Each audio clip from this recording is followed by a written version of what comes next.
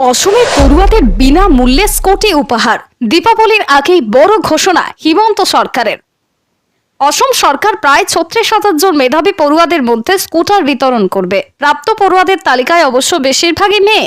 এই বছরের উচ্চ মাধ্যমিক পরীক্ষায় যারা ভালো নম্বর নিয়ে উত্তীর্ণ হয়েছেন তাদেরকে সরকারের পক্ষ থেকে বিনামূল্যে স্কুটার বিতরণ করা হচ্ছে।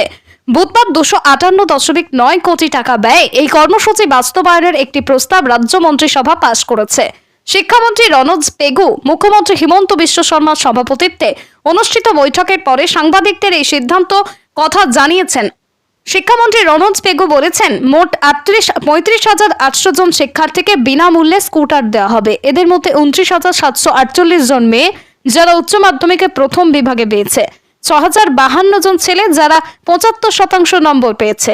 তিনি আরো বলেন, উচ্চশিক্ষা অধিদপ্তর শিক্ষার্থীদের লাইসেন্স এবং বীমার জন্য আর্থিক সহায়তাও দেবে। এছাড়াও মন্ত্রী জানান, অসম মন্ত্রিসভা প্রাদেশিক কলেজগুলিতে স্থায়ী বেতনের জন্য কর্মরত সহকারী অধ্যাপকদের মাসিক পারিশ্রমিক 55,000-এ উন্নীত করার সিদ্ধান্ত নিয়েছে।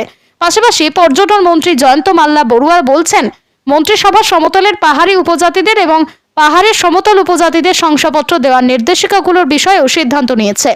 জানা গেছে, রাজ্য সরকার প্রদত্ত অর্থনৈতিক শিক্ষাগত কর্মসংস্থানের সুবিধাগুলি পেতে সাহায্য করার জন্য মিশন ভূমিপুত্রর অধীনে ডেপুটি কমিশনারদের দ্বারা জাতি শংসাপত্র জারি করা হবে। এছাড়াও পর্যটন মন্ত্রী জয়ন্ত মাল্লা বড়ুয়া বলেন, রাজ্যে পর্যটন বাড়ানোর জন্য হায়াত গ্রুপের দ্বারা কাজিরাঙ্গায় একটি হোটেল তৈরি করার সিদ্ধান্ত নেওয়া হয়েছে।